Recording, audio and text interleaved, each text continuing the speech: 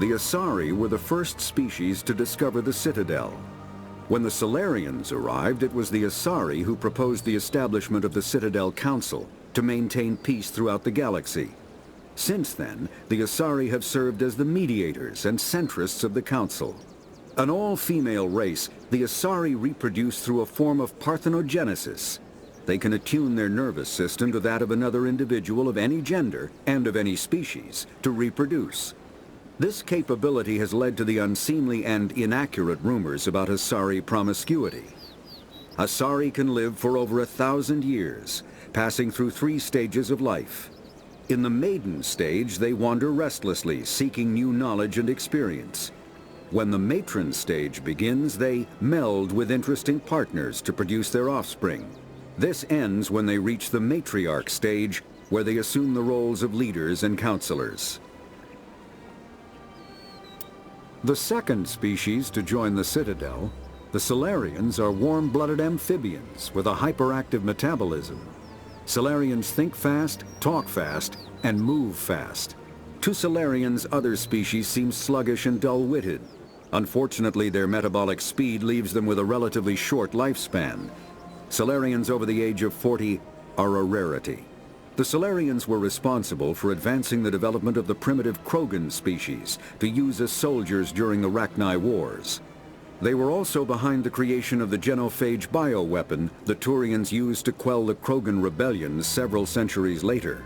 Solarians are known for their observational capability and non-linear thinking.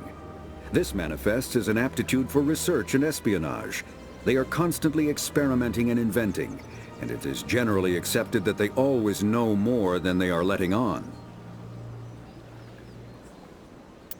Roughly 1,200 years ago, the Turians were invited to join the Citadel Council to fulfill the role of galactic peacekeepers.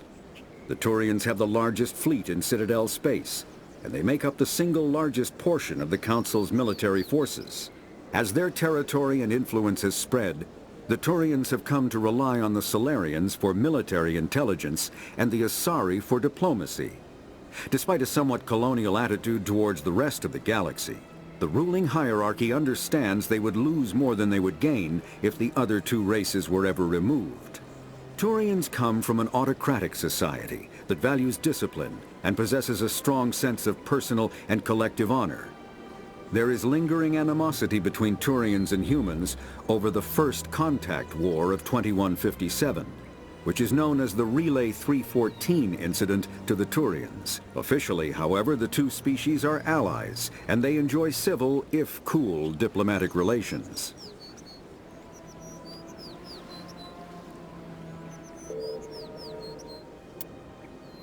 "50,000 years ago, the Protheans were the only spacefaring species in the galaxy. They vanished in a swift galactic extinction. Only the legacy of their empire remains.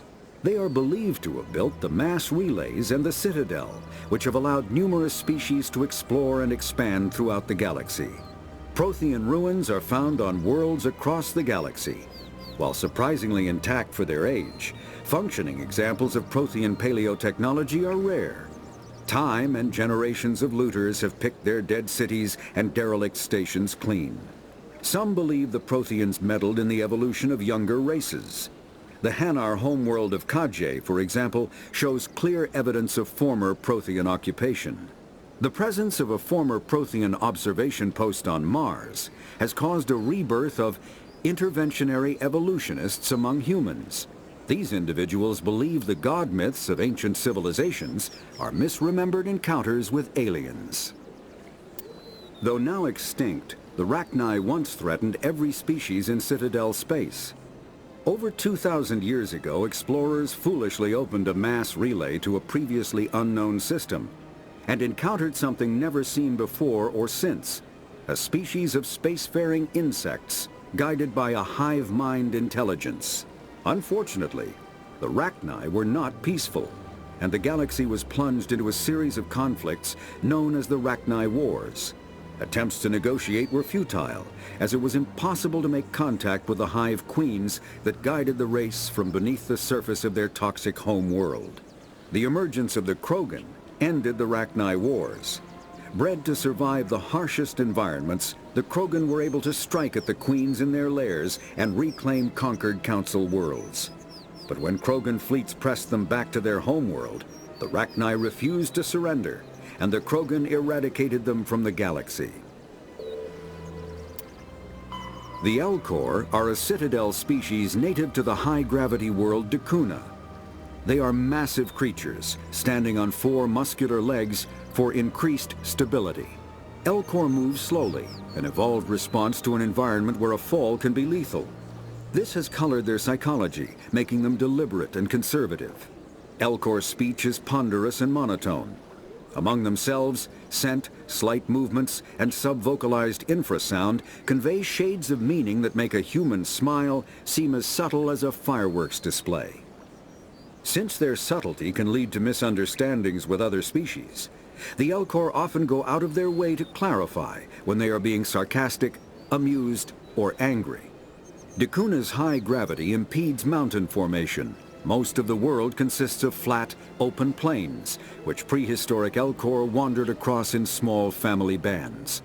Modern Elcor still prefer open sky, and can become restless and uncomfortable on long starship journeys. The Geth are a humanoid race of networked AIs. They were created by the Quarians 300 years ago as tools of labor and war. When the Geth showed signs of self-evolution, the Quarians attempted to exterminate them. The Geth won the resulting war. This example has led to legal, systematic repression of artificial intelligences in galactic society. The Geth possess a unique distributed intelligence.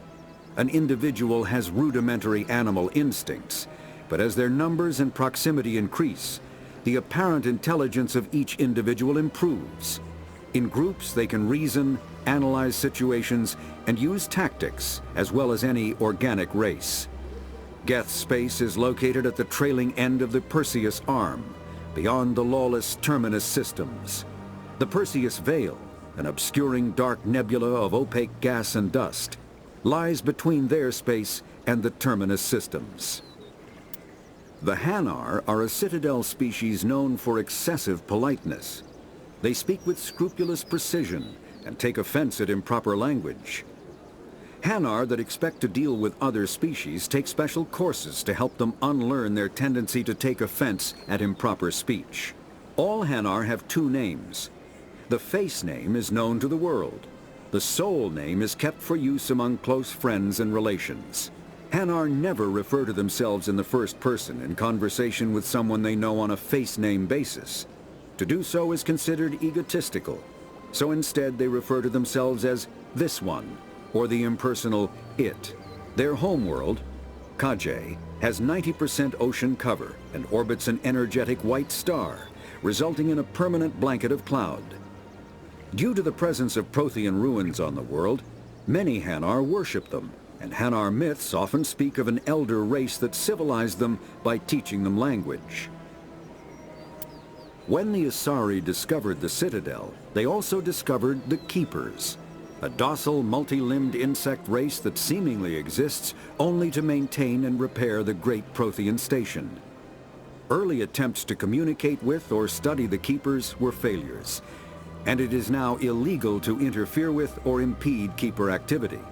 Because they are completely non-threatening, Keepers have become virtually invisible to everyone else. Similarly, they seem indifferent to other species, except for their tendency to help new arrivals integrate themselves into the Citadel. No matter how many Keepers die due to old age, violence, or accident, they maintain a constant number. No one has discovered the source of new Keepers, but some hypothesize they are genetic constructs, biological androids created somewhere deep in the inaccessible core of the Citadel itself.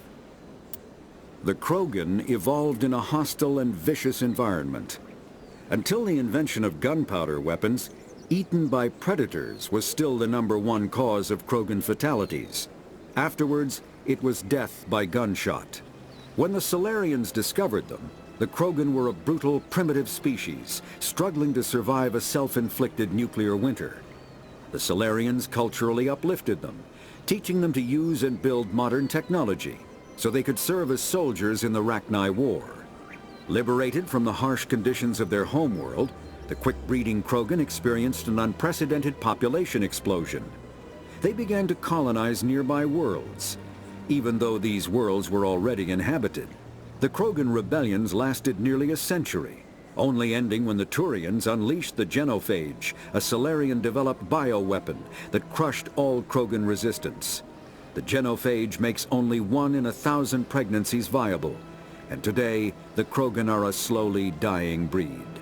Understandably, the Krogan harbor a grudge against all other species, especially the Turians. The Volus are a member species of the Citadel with their own embassy, but they are also a client race of the Turians. Centuries ago, they were voluntarily absorbed into the hierarchy, effectively trading their mercantile prowess for Turian military protection. Erun, their homeworld, lies far beyond the normal life zone of its star. However, the world has a high-pressure greenhouse atmosphere that traps enough heat to support an ammonia-based biochemistry. As a result, the Volus must wear pressure suits and breathers when dealing with other species, as conventional nitrogen-oxygen air mixtures are poisonous to them, and in the low-pressure atmospheres tolerable to most species, their flesh will actually split open. Volus culture is tribal, bartering lands and even people to gain status. This culture of exchange inclines them to economic pursuits. It was the Volus who authored the Unified Banking Act, and they continue to monitor and balance the Citadel economy. After the Geths secure a location, they round up and impale dead and living bodies on mechanical spikes. The spikes rapidly transform these victims into withered husks, extracting water and trace minerals, and replacing them with cybernetics. The cybernetics reanimate the lifeless flesh and tissue, transforming the bodies into mindless killing machines. Some Alliance soldiers refer to the husk-generating spikes as dragon's teeth, a reference to the mythological berserkers who sprang up from the earth wherever the teeth of the dragon Eris were planted. Dragon's teeth and husks bear little resemblance to other pieces of Geth technology. No one is sure why a synthetic race would bother to drain the minuscule amount of recoverable resources from organic corpses, though the value of reusing them as shock troops is obvious. The Citadel is an ancient deep space station, presumably constructed by the Protheans. Since the Prothean extinction, numerous species have come to call the Citadel home. It serves as the political, cultural, and financial capital of the galactic community. To represent their interests, most species maintain embassies on the Presidium, the Citadel's inner ring. The Citadel Tower in the center of the Presidium holds the Citadel Council Chambers. Council affairs often have far-reaching effects on the rest of the galactic community. 5 arms, known as the Wards, extend from the Presidium. Their inner surfaces have been built into cities, populated by millions of inhabitants from across the galaxy. The Citadel is virtually indestructible. If attacked, the station can close its arms to form a solid, impregnable shell. For as long as the station has existed, an enigmatic race called the Keepers has maintained it. The Council is an executive committee composed of representatives from the Asari Republics, the Turian hierarchy, and the Salarian Union. Though they have no official power over the independent governments of other species, the Council's decisions carry great weight throughout the galaxy. No single Council race is strong enough to defy the other two, and all have a vested interest in compromise and cooperation. Each of the Council species has general characteristics associated with the various aspects of governing the galaxy. The Asari are typically seen as diplomats and mediators. The Salarians gather intelligence and information. The Turians provide the bulk of the military and peacekeeping forces. Any species granted an embassy on the Citadel is considered an associate member, bound by the accords of the Citadel Conventions. Associate members may bring issues to the attention of the Council, though they have no input on the decision. The Human Systems Alliance became an associate member of the Citadel in 2165. Spectres are agents from the Office of Special Tactics and Reconnaissance and answer only to the Citadel Council. They are elite military operatives, granted the authority to deal with threats to peace and stability in whatever way they deem necessary. They operate independently or in groups of 2 or 3. Some are empathetic peacekeepers, resolving disputes through diplomacy. Others are cold-blooded assassins, ruthlessly dispatching problem individuals. All get the job done one way or another, often operating outside the bounds of galactic law. The Spectres were founded after the Solarians joined the Council. For many years they operated in secrecy as backroom problem solvers. Only after the Krogan rebellions did their activities become publicized. Assignment of a Spectre is less contentious than a military deployment, but makes it clear that the Council is concerned about a situation.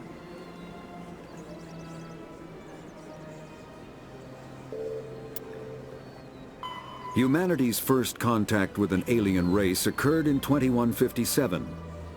At that time, the Alliance allowed survey fleets to activate any dormant mass relays discovered, a practice considered dangerous and irresponsible by Council-aligned races.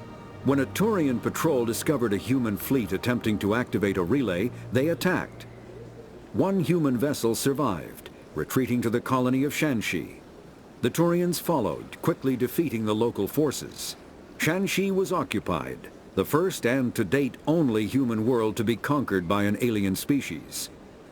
The Turians believed the handful of ships they defeated represented the bulk of human defenses, so they were unprepared when the Second Fleet, under Admiral Castany Drescher, launched a strong counteroffensive, evicting them from Shanxi. The Turians mobilized for full-scale war, drawing the attention of the rest of the galaxy. The Council quickly intervened, forcing a truce. Fortunately for humanity, the First Contact War was ended with a diplomatic solution. The Systems Alliance is an independent supranational government representing the interests of humanity as a whole. The Alliance is responsible for the governance and defense of all extrasolar colonies and stations. The Alliance grew out of the various national space programs as a matter of practicality. Sol's planets had been explored and exploited through piecemeal national efforts. The expense of colonizing entire new solar systems could not be met by any one country. With humans knowing that alien contact was inevitable, there was enough political will to jointly fund an international effort. Still, the Alliance was often disregarded by those on Earth until the First Contact War. While the national governments dithered and bickered over who should lead the effort to liberate Shanxi, the Alliance fleet struck decisively.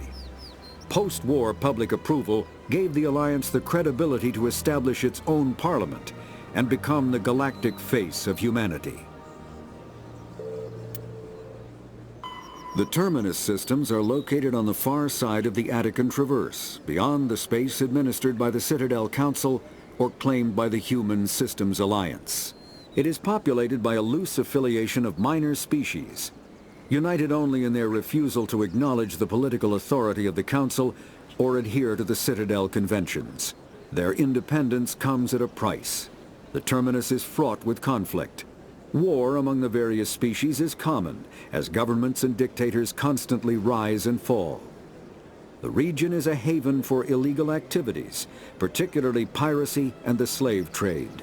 At least once a year, a fleet from the Terminus invades the nearby Attican Traverse. These attacks are typically small raids against poorly defended colonies. The Council rarely retaliates, as sending patrols into the Terminus systems could unify the disparate species against their common foe, triggering a long and costly war.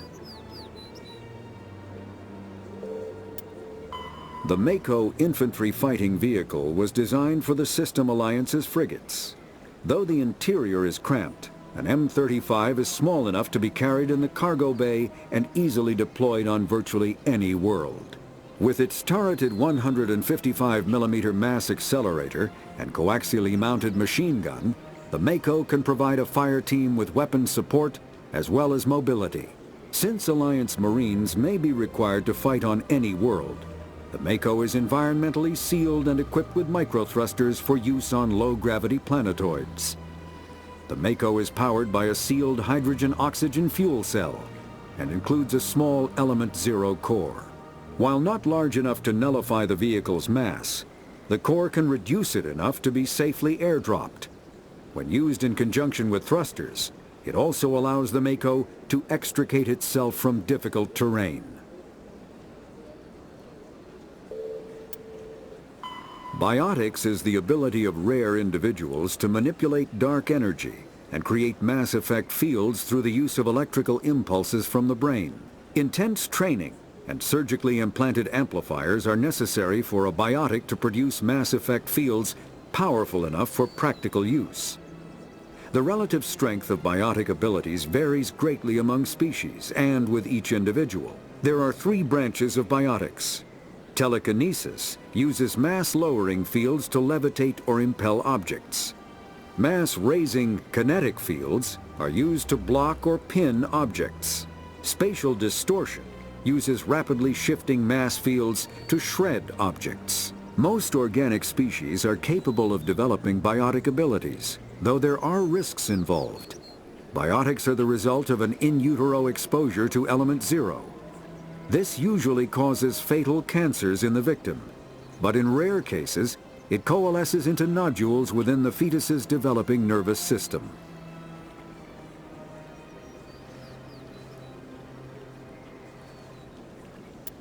A virtual intelligence is an advanced form of user interface software.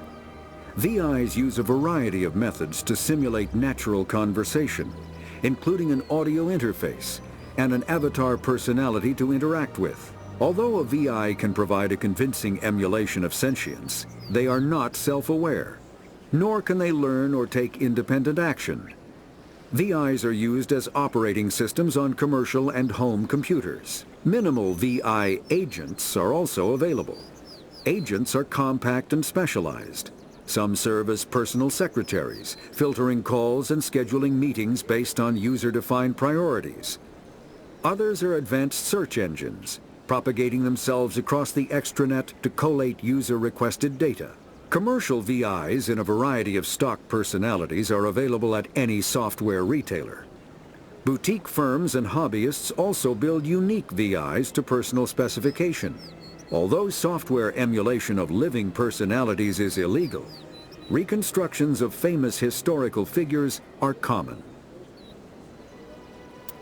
When subjected to an electrical current, the rare material dubbed Element 0, or EZO, emits a dark energy field that raises or lowers the mass of all objects within it. This mass effect is used in countless ways, from generating artificial gravity to manufacturing high-strength construction materials. It is most prominently used to enable faster-than-light space travel. EZO is generated when solid matter, such as a planet, is affected by the energy of a star going supernova. The material is common in the asteroid debris that orbits neutron stars and pulsars. These are dangerous places to mine, requiring extensive use of robotics, telepresence, and shielding to survive the incredible radiation from the dead star. Only a few major corporations can afford the setup costs required to work these primary sources. Humanity discovered refined Element 0 at the Prothean Research Station on Mars, allowing them to create mass effect fields and develop FTL travel. Element 0 can increase or decrease the mass of a volume of space-time when subjected to an electrical current. With a positive current, mass is increased. With a negative current, mass is decreased. The stronger the current, the greater the magnitude of the dark energy mass effect. In space, low-mass fields allow FTL travel and inexpensive surface-to-orbit transit. High-mass fields create artificial gravity and push space debris away from vessels. In manufacturing, low-mass fields permit the creation of evenly blended alloys, while high-mass compaction creates dense, sturdy construction materials. The military makes extensive use of mobility-enhancing technologies, with mass effect utilizing fighting vehicles standard frontline issue in most military forces. Mass effect fields are also essential in the creation of kinetic barriers or shields to protect against enemy fire. Mass relays are feats of Prothean engineering advanced far beyond the technology of any living species. They are enormous structures scattered throughout the stars and can create corridors of virtually mass-free space, allowing instantaneous transit between locations separated by years or even centuries of travel using conventional FTL drives. Primary mass relays can propel ships thousands of light years, often from one spiral arm of the galaxy to another. However, they have fixed one-to-one connections. A primary relay connects to one other primary relay and nowhere else.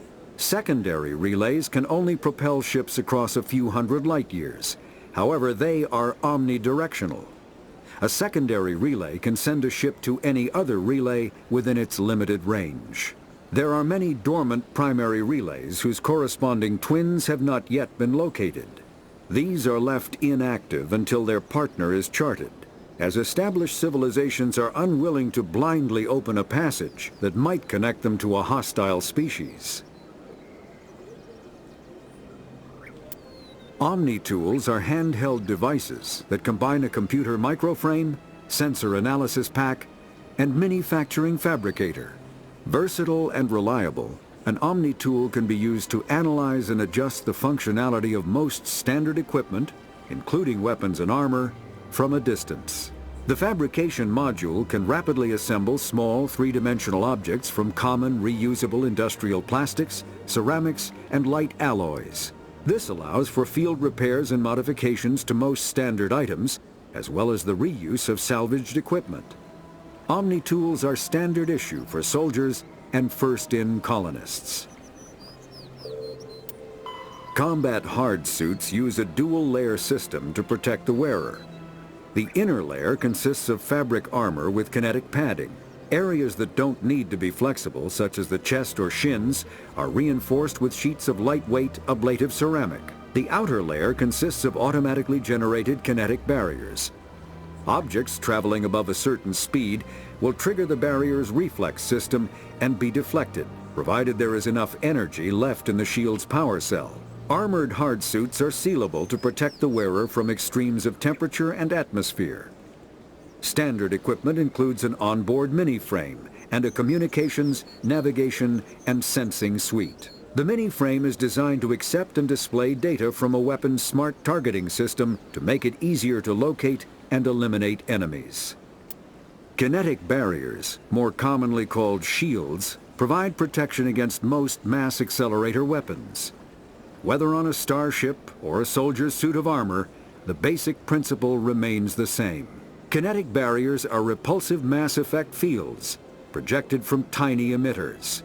These shields safely deflect small objects traveling at rapid velocities. This affords protection from bullets and other dangerous projectiles, but still allows the user to sit down without knocking away their chair. The shielding afforded by kinetic barriers does not protect against extremes of temperature, toxins, or radiation. Medigel is a common medicinal salve used by paramedics, EMTs, and military personnel. It combines several useful applications: a local anesthetic, disinfectant, and clotting agent all in one. Once applied, the gel is designed to grip tight to flesh until subjected to a frequency of ultrasound. It is sealable against liquids, most notably blood, as well as contaminants and gases. The gel is a genetically engineered bioplasm created by the CERTA Foundation, a medical technology megacorp based on Earth. Technically, Medigel violates Council laws against genetic engineering, but to date, it has proved far too useful to ban.